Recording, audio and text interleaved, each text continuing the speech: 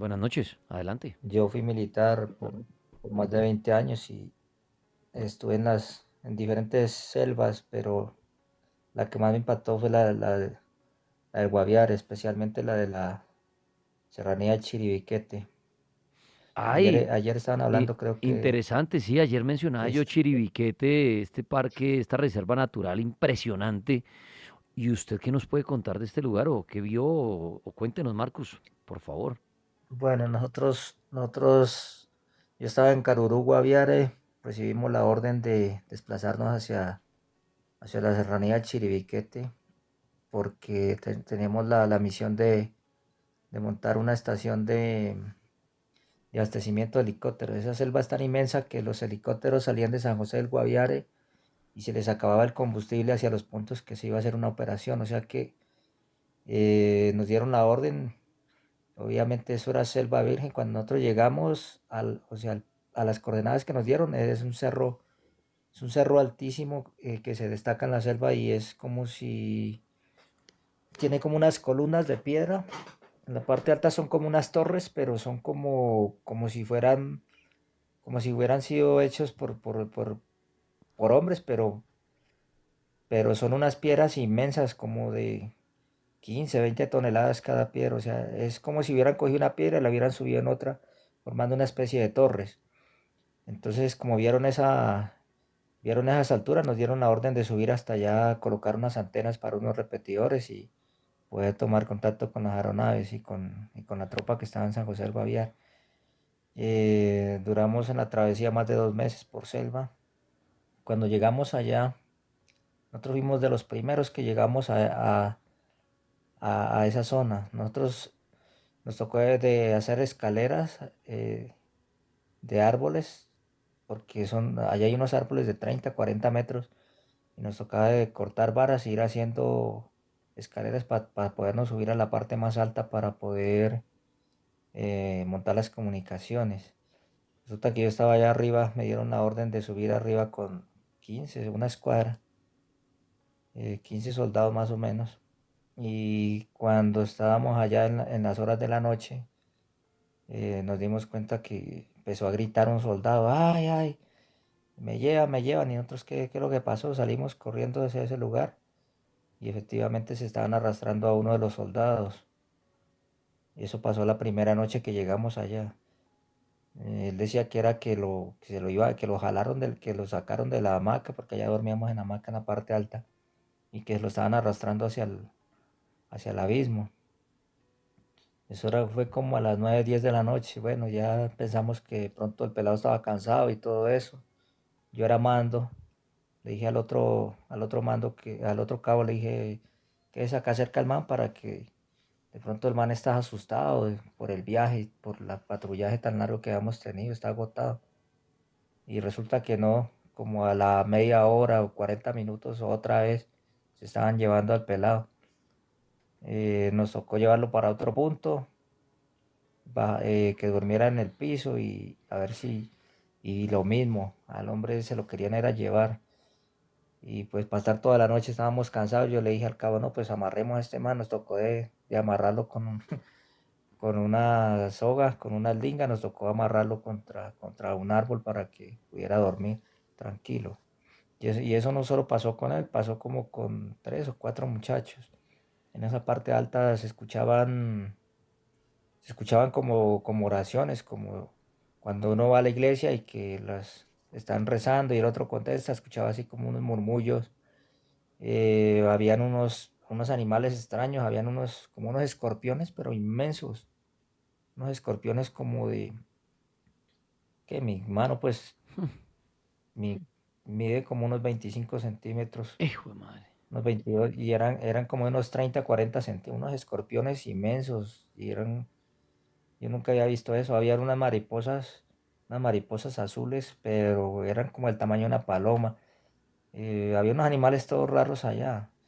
Y en una noche que estábamos en la parte alta, divisamos como una hoguera, una fogata en la parte baja. Le informé al sargento que estaba abajo al pie del cerro, le dije, mi sargento, abajo hay una fogata, como que se nos metió alguien allá en la parte baja. él fue a hacer un registro al otro día y como a la 1 de la tarde llegó al punto, yo le indiqué más o menos, le proyecté coordenadas y llegó allá. Y el hombre me dijo, no, marica, que le digo, ¿qué pasó, mi sargento? Dijo, no, acá como que se comieron a uno. Yo, ¿cómo así? Ay, Y el hombre dice que encontró como si fuera un fémur de una persona. Pero pues como en ese tiempo había tanto problema por la parte legal, entonces eso no se reportó ni nada. Pero no encontraron rastro de nadie. No encontraron rastro de nadie, pero sí como que hicieron como un ritual o algo allí. o una Eh, tribu de caníbales. sí, es que en esa zona, o sea, después ya nosotros duramos allá como 3 meses y tuvimos contacto con indígenas de colonos que ya son un poco civilizados y ellos decían, ellos nos contaron que había gente que se comía a la gente, o sea, ellos nos dieron a entender que habían tribus que andaban por esas selvas, que eso es muy inmenso, porque uno en helicóptero son 2, 3 horas y esa selva nunca se acaba, eso no tiene fin. Es como entrar a otro mundo.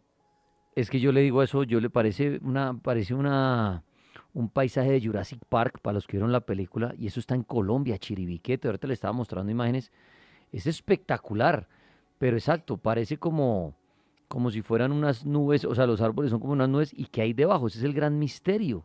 Ayer hablábamos de las figuras rupestres que hay marcadas en en las piedras, una cantidad de cosas que uno dice, ¿qué existe allí? ¿Qué habrá allí? Y miren que en este momento alguien que estuvo en ese lugar 3 meses nos cuenta que la fauna y todo es, mejor dicho, como si fuera otro planeta, ¿no? Sí, las mariposas son descomunales, los escorpiones. Yo creo que inclusive hay animales que no están, no están documentados. Miramos unos animales todos raros allá, unas frutas, unas plantas que son diferentes, totalmente diferentes. Oiga, y en los 3 meses que pasó usted allá metido en ese otro planeta, nunca se encontraron con estas tribus. Claro, se encontraron con personas que, digamos, como usted decía, ya más civilizados, pero con tribus que de pronto no salgan de esa reserva natural o algo, tuvieron contacto o nunca los vieron. Solamente el día que miramos la fogata y donde llegaron a hacer esa fogata, y allí habían varias pinturas. Yo inclusive tengo unas fotos, pero no las tengo aquí a la mano, de las pinturas que La, hacen ellos en las piedras. la rupestre, y de pronto usted recuerda qué figuras se veían cosas extrañas, cosas relacionadas de pronto a extraterrestres, a monstruos, a animales que uno dice que será ese animal que dibujaron ahí. Había unas especies como si fueran jirafas, pero así grandísimos, de cuello largo, y como unos toros, pero descomunales, de tamaño gigante. Como si fueran dinosaurios. Sí, unas cosas así, y se miraba como unas figuras como de hombres, pero más pequeños. O sea, ellos como que trataban, no sé si ellos era que miraban los animales tan grandes o eran que ellos adoraban a esos animales, no sé exactamente, pero siempre destacaban, o sea, el hombre quedaba pequeño y los animales siempre, el tamaño de los animales en la pintura era más grande. Siempre, siempre en todas las pinturas pasaba eso, las que yo alcancé a mirar. Oiga, qué gran misterio esta zona de Chiribiquete. Y aparte de lo que usted contaba ahorita, que al militar se lo intentaban llevar o jalar y se oían cosas, usted le atribuye esto a las brujas. Mm, No, pues según lo que nosotros pudimos analizar es que esta zona era como si hubiera sido como un templo, como una zona de que ellos hacían rituales, o sea, es que la topografía mostraba como si hubiera sido como un templo antiguo, porque las piedras estaban colocadas una sobre otra, o sea, las torres eran de 5 o 6 piedras, pero eran de tamaño gigante, como si hubiera sido como las columnas de un templo, algo así. Entonces nosotros llegamos a la conclusión de que esa zona era como donde ellos iban allá a hacer sus rituales o algo, pero en la parte alta no había pinturas. En la parte baja sí, pero donde estábamos nosotros no, solamente las columnas. Eran varias columnas, habían como unas 20 o 30 columnas, como si fuera un templo. pero no tenía techo, sino solamente las columnas habían quedado. Para los que preguntan Estaban esto, puestas artificialmente. esto es en la Amazonía, ¿no? Para los que preguntan en qué parte de Colombia, ustedes busquen imágenes, es espectacular, pero lo que el hombre dice, o sea, es bonito verlo en fotos y todo, pero lo que puede haber allí, en este lugar, es que, mire, les voy a mostrar otra fotografía. Hay unas cosas impresionantes, o sea, acá encontré una foto que dicen, lo llaman el estadio. En 1993 hay unas cosas realmente impresionantes. Ahí los que están en TikTok y quieran entrar en la mega, les estoy mostrando. Miren eso, por ejemplo. Ahí les muestro. Es impresionante esto que están viendo ustedes, ¿no? O sea, es bien loco esto de Chiribiquete. Es como Mm. si hubieran túneles al fondo de la tierra. No, una cosa loca, aquí les voy a seguir mostrando para que hacerles una idea de lo que nuestro amigo está hablando. Hay unas fotos hermosísimas aquí. Mire, les voy a mostrar otra acá. Es que parece otro planeta. Les voy a mostrar una que es espectacular, que a mí me encanta de Inclusive Chiribiquete. Miren esta las foto que les aguas estoy allá mostrando. las aguas son de color rojo. El río que pasa al pie de allá es de un color rojo como si fuera color sangre. No Imagínese. es, no es, el color del agua no es azul ni verde como en otras partes, es color rojo. Para o sea, no había necesidad de echarle frutiño ni nada de eso porque esa agua que nosotros tomábamos era roja, era como si tuviera frutiño nosotros echábamos era azúcar nomás y nos tomábamos eso así. Oye, Yo no sé y a qué se por debía? ¿Al qué, tema de volcanes o alguna cosa? O... yo creo que era como la composición o sea, es que eso es raro porque eso no es ni piedra ni tierra, es como si fuera un ladrillo, es una combinación así, es como si fuera una tierra calcinada, es un color rojizo, ahí se lo mira. Para los que preguntan, las figuras rupestres son las que estoy mostrando en TikTok, las ven ahí ustedes, YouTube, para que se hagan una idea. Estos son los dibujos, como decía nuestro amigo que estuvo allá, que se encuentran en las piedras, claro, en la parte de abajo, y encuentran hombrecitos con unos animales bien extraños. Y claro, mucha gente dice, claro, ahí ellos plasman de pronto sus experiencias, lo que han visto en algún momento. Pero imagínese usted, 2, 3 horas puede durar usted en un helicóptero. Y por eso es que iban a montar como una estación allá como para hacer escala. Imagínense Sí, ustedes lo que pasa es el, que la, el tamaño la de esto. operación era más en profundidad, entonces se necesitaba un área de abastecimiento de combustibles para que los Black Hawk pudieran llegar hasta el sitio del bombardeo, entonces nos enviaron a esa zona. Nosotros fuimos de los primeros que entramos a esa zona porque cuando nosotros llegamos de Carurú eso era totalmente virgen. Después los indígenas que llegaron allá, llegaron fue que a decirnos que teníamos que retirarnos de allá porque supuestamente que había diamantes, que nos íbamos a robar los diamantes, que nosotros íbamos era por los diamantes y nosotros, nosotros no teníamos ni idea que eso había allá. Nos dijeron, o sea, nos dieron a entender que estábamos en una zona también de eso, de cuidado de ellos. Dijeron que Haga. eso no se podía. No, es que lo que debe haber allá, mejor dicho, eso es un lugar sin explorar. Deben haber misterios. Como ustedes decía, vieron una hoguera y fueron al otro día y había como lo que parecería un fémur. ¿A quién se comerían? ¿Qué Y otra cosa, qué otra experiencia tuvo usted en ese lugar, en ese otro planeta llamado Chiribiquete, que en Colombia, donde originamos este programa, está esto que muy lindo, como decía alguien ahorita en el chat, muy lindo, pero de lejitos. O sea, uno cae ahí, usted, bueno, usted militar que tenía toda su dotación, pero uno cae allá o lo dejan allá y se muere y no dura ni un día. sí, más que todo por los animales. Había un animal, no sé si era un león o tigre, pero yo estuve en la Serranía en la Macarena, estuve en el Putumayo, en el Caquetá, en el Catatumbo, en Tumaco, en todas las zonas más selváticas de Colombia, pero no había escuchado ese animal.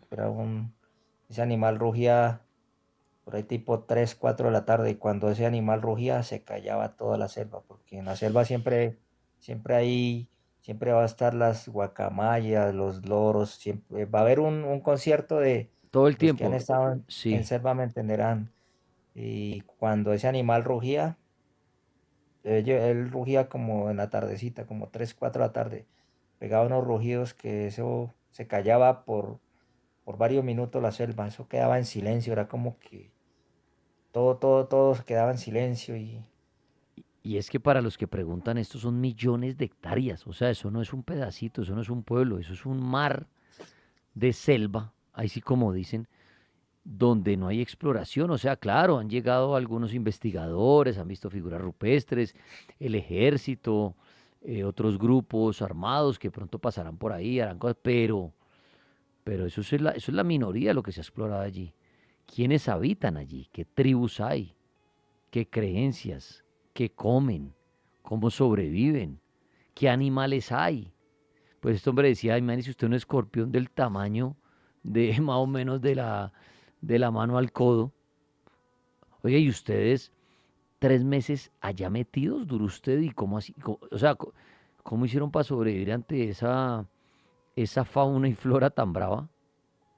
en total duramos 5 meses porque No. de Carurú para llegar allá duramos 2 meses por selva o sea, el recorrido, el patrullaje fueron de 2 meses. Nosotros nos tocaba había partes que eran inundadas, nos tocaba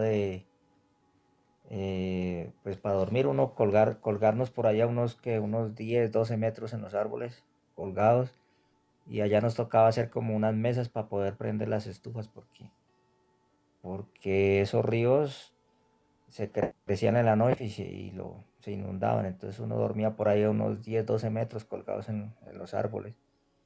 Y el rancho se hacía alto, o sea, aéreo, se hacían unos mesones a unos 10 metros del piso para poder colocar la estufa y poder cocinar allí.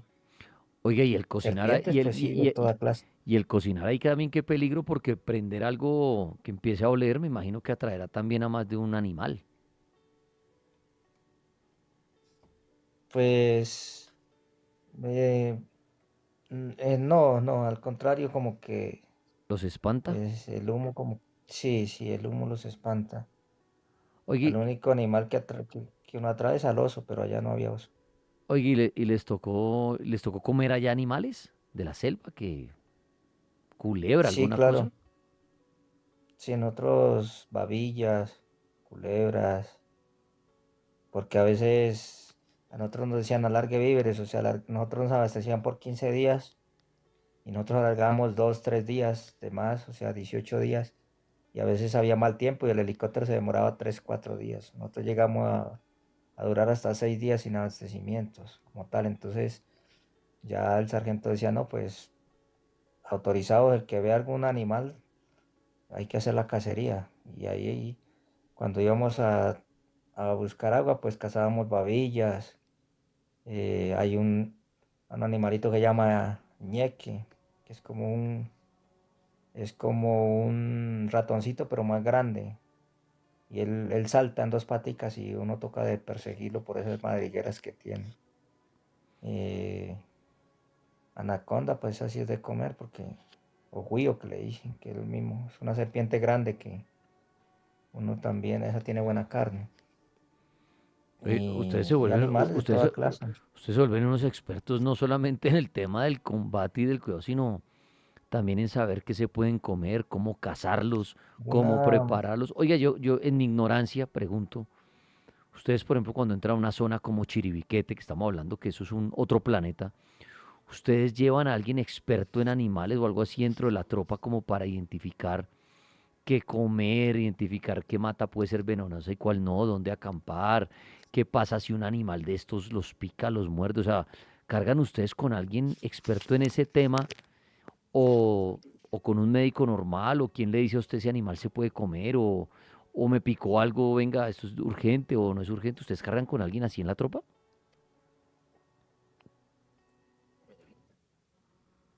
no, no, o sea, como en el ejército hay de todas partes, entonces hay algunos que son campesinos, son gente Ujú. de zonas que han vivido pues y han tenido experiencia en esos campos, entonces inclusive, por ejemplo, yo vivo acá en una zona en el Putumayo, entonces tenía experiencia en selva. Y a nosotros, a los mandos nos dan entrenamiento en supervivencia. Y allí nos enseñan los tipos de culebra, cuáles son los venenosos, los no venenosos. eh, Nos enseñan sobre todo la supervivencia. En los cursos de combate aprendemos aprendemos, por ejemplo, si yo no tengo juego, nos enseñan a comer un animal crudo, a comer hígado crudo, a recoger huevos, comerse los huevos con todo cáscara y todo eso. Esos son doctrinas que nosotros tenemos acá en el ejército de Colombia. Y eso se aprende y pues ya uno en la práctica también va adquiriendo experiencia. Yo en ese momento ya tenía como unos 10 años y ya había pasado por el Putumayo, por el Caquetá. Entonces ya conocía la selva, que es el mismo Amazonas, y sabía a qué me enfrentaba. Oiga, Marcus, le hago una pregunta y no sé si pueda responderla o quiera responderla. Pero en el ejército les ha tocado hacer canibalismo, comer carne de otra persona, Personalmente no, pero sí de animales, sí, cualquier tipo de animal. pero carne humana de otro compañero o del enemigo y que uno diga no hemos conseguido comida, hermano, tenemos hambre, el helicóptero no llegó, mire, ahí hay un cuerpo, hágale. No, no, hasta allá no, pero sí, mire cosas que de pronto no las puedo contar, pero con personas no, pero sí digamos, en la supervivencia se vale todo, ¿no? Claro, no, yo pregunto es porque yo me imagino un caso usted metido en una selva sin nada de comer, con hambre y de pronto un cuerpo ahí. Pues así como la película Viven, ¿se acuerdan la historia de este equipo de rugby? Que les tocó comerse a los compañeros de a poquitos para aguantar hasta que los rescataran. Entonces yo hago esas preguntas porque de verdad pienso, o sea, usted en la selva, hambre, hay cuerpos y de pronto usted dice, hermano, y no hemos conseguido ningún animal, que echamos carnecita. Por eso le preguntaba a Marcus, oiga, Marcus, 6 meses metido usted en Chiribiquete, o sea, esto suena al estilo Rambo de saber, mejor dicho, como usted dice, supervivencia para animales, para todo, para saber dónde pisan, dónde hacen la hamaca, dónde se instalan, aparte de estar pendientes de que obviamente no los, mejor dicho, no se arme la plomacera, que eso es el otro miedo. Oiga, qué berraco usted Oiga, y en esa selva tan espesa y en ese otro planeta, si hay grupos ahí subversivos que se meten ahí, o ahí no se mete nadie, o sea, mejor dicho, solo tribus que sepan y conozcan el lugar, porque eso, mejor dicho, claro, es una reserva, es prohibido, digamos, para el turismo, pero también el que se vaya a meter ahí es porque muy arriesgado, ¿no? Sí, sí, sí, claro, porque la misión que nos dieron a nosotros era para hacer un bombardeo más en profundidad todavía, o sea, de donde yo estaba, más o menos era como el bombardeo fue a unos 80, 100 kilómetros de donde yo estaba, o sea que ellos estaban más en profundidad. Ellos se mueven por selva y ellos aplican más la supervivencia que nosotros, porque nosotros sabíamos que a los 15 días nos llegaba el helicóptero y cuando no podía aterrizar, pues nos tiraban los víveres y así eh, nos llegaba la comida. Pero ellos sí, cuando nosotros los teníamos cercados, pues ellos tenían que comer hasta, mejor dicho, cortezas de los árboles. Hay árboles que son consumibles, se pueden consumir. Hay unas frutas. En la selva hay de todo tipo de frutas, hay como unas granadillas, como la selva le da a uno para uno poder sobrevivir, sino que también hay frutas venenosas que con solo probarlas te pueden causar un paro cardiorrespiratorio. Es que ese es el problema, uno puede ver algo a la vez y decir, esto se puede comer y no saber, por eso preguntaba.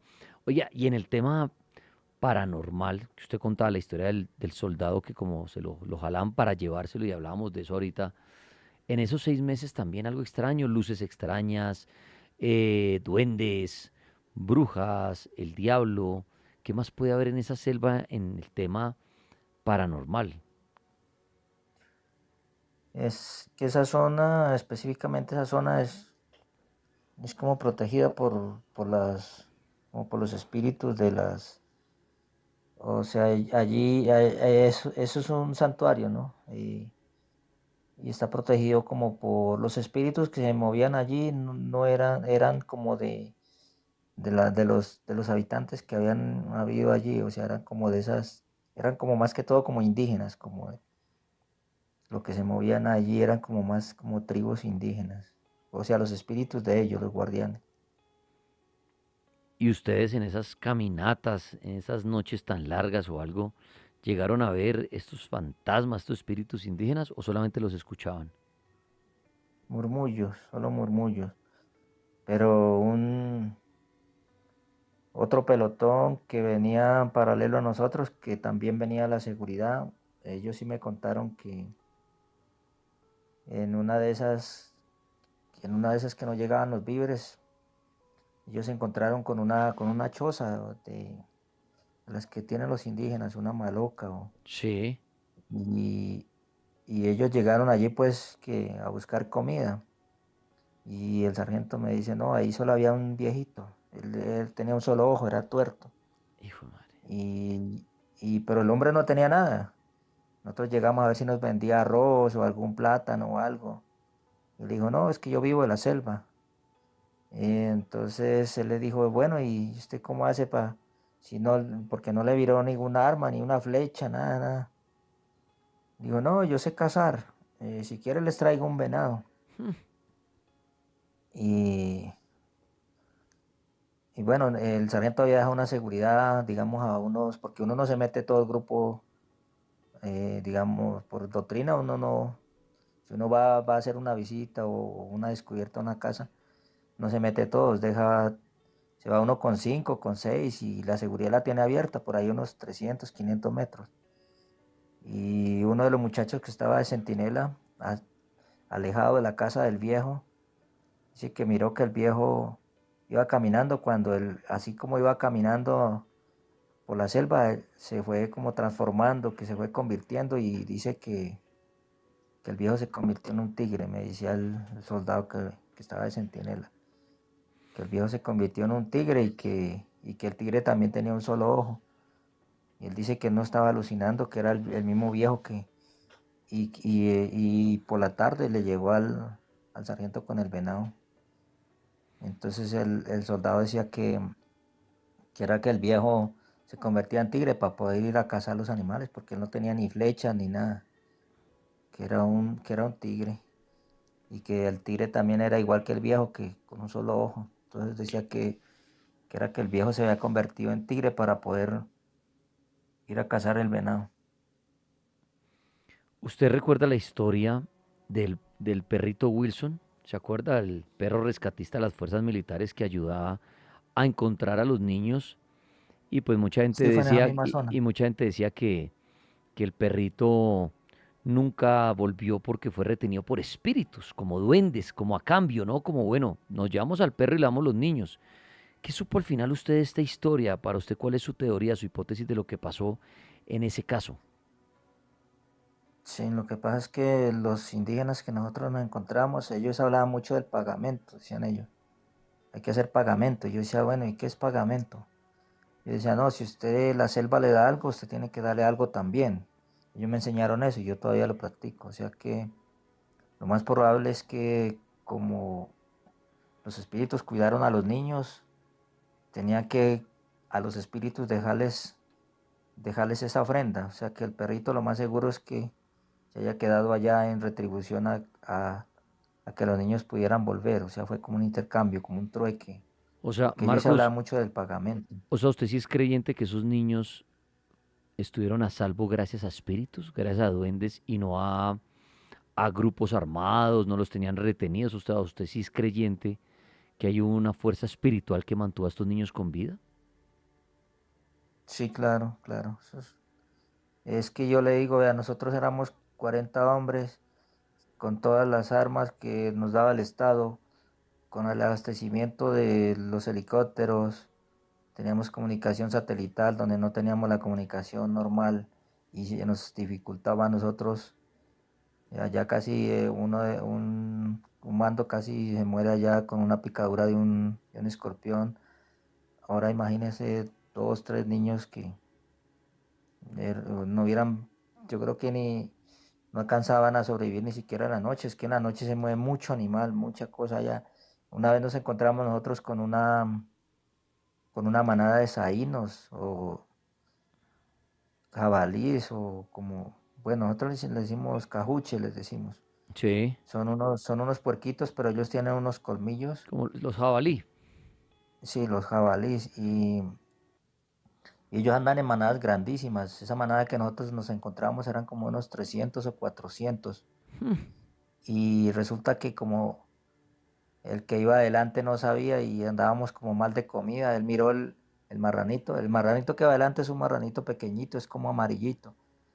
Y resulta que el hombre, la gana de comer carne, llega y lo impacta y lo da de baja. Y resulta que esos animales, ellos tienen, ese es el guía. Y resulta que el soldado de nosotros dio de baja fue un guía. Y cuando a esos animales se les mata al guía, ellos se descontrolan y empiezan vuelven pedazos todo lo que van encontrando. Entonces hacían chac, chac, chac, chac.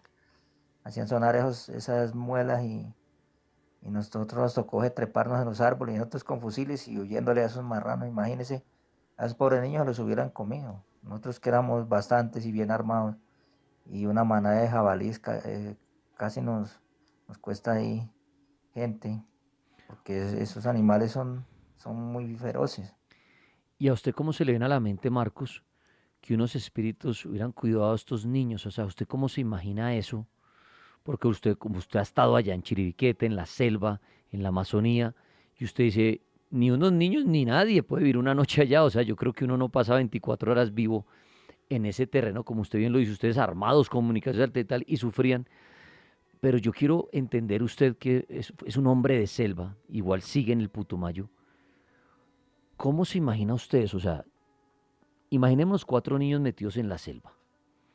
Los espíritus, ¿cómo los cuidan? O sea, les traían comida, les cae comida de los árboles, no dejan que los animales pasen, cómo les dan calor, cómo logra uno imaginar eso, porque para muchos dice, esto es un cuento, y en esa época decían, esto es un cuento retorcido, esos niños los tenía la guerrilla o los tenía quién sabe qué, y los entregaron al final todos desnutridos, vueltos nada, pero llegó la teoría de los espíritus, y usted es creyente de eso. Entonces, por eso le pregunto, Marcos, ¿cómo se imagina, y para que me lo explique a mí, para yo poder imaginar cómo unos espíritus cuidan 4 niños en la selva?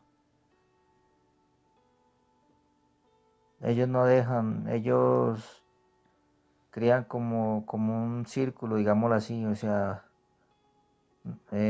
la misma inocencia de los niños, porque eran niños totalmente inocentes, Ujú. eh, se crea como una especie como un círculo de protección. Inclusive ni las hormigas lo pueden picar a uno, ni los zancudos lo pican cuando uno está cubierto con eso. Es como una aura que nosotros todos lo podemos llegar a hacer si tuviéramos la... Una barrera espiritual, llamémoslo así. Exactamente, entonces no siente uno ni calor, ni frío, Ok, ni hambre. ok, o sea, La como si misma, un uno se escudo, alimenta, un escudo espiritual que les da el calor, les espanta a los animales, y para sí, alimentarse que les caen ahí, sí como dice uno, frutas, comidas que pueden comer de los árboles que les caerían ahí al lado. no, seguramente los niños tenían algún conocimiento de qué frutas podían comer y qué no. Y frutas sí se consiguen en la selva. Ok. Lo que hay que saber es diferenciar cuál es la buena y cuál no. Y hay frutas que te dan muchísima energía. No necesitas comer un plato de arroz con carne y frijoles para tener proteína. Un puñadito de quinoa te da la energía de 2, 3 platos de arroz con frijoles y carne. Si estás en la montaña, en alta montaña, un puñadito de mortiño, que es una fruta del clima frío, te comes eso y sientes calor y te dura el calor como 5 o 6 horas. ¿Sí me entienden? Entonces también fue eso, que ellos tenían algo un poquito de conocimiento, porque La conexión de ellos fue total porque eran también de sangre indígena. Que Claro. cuando uno llega a esas zonas y uno por lo menos yo, mi abuelo fue chamán, entonces digamos que de una u otra forma tenía sangre para yo también poder estar en esa zona, si no, no hubiera salido vivo de allá. Y eso me sirvió para guiar a otros que no lo eran, porque si uno fuera de ciudad, los moscos nomás lo matan a uno, los zancudos lo matan a uno.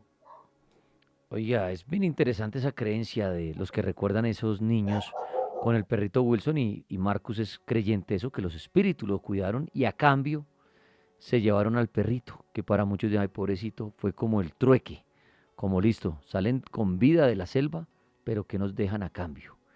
Y se quedó fue el perrito Wilson, como quien dice Wilson dio la vida por los niños ante los espíritus. Marcus, pues le agradezco por sus historias, por habernos hecho conocer un poco más de ese planeta tan aterrador que puede ser Chiribiquete, que está en la Amazonía colombiana, que es un lugar que uno lo ve en fotografía y dice espectacular estar allá, pero eso es un Jurassic Park, o sea, no sabemos qué hay allá. Como dice Marcos, mariposas del tamaño de un brazo, escorpiones, cosas que... Y una fogata que vieron una noche y al otro día había un fémur. ¿Caníbales? Marcos, muchas gracias. Buenas noches, quedo a la escucha. Muchas gracias por tu programa. Qué historias, ¿ah? Ay, Chiribiquete, el Jurassic Park que tenemos en Colombia. Historias de terror. ¿Quién tiene una historia? Cuénteme su historia ya mismo en esta noche.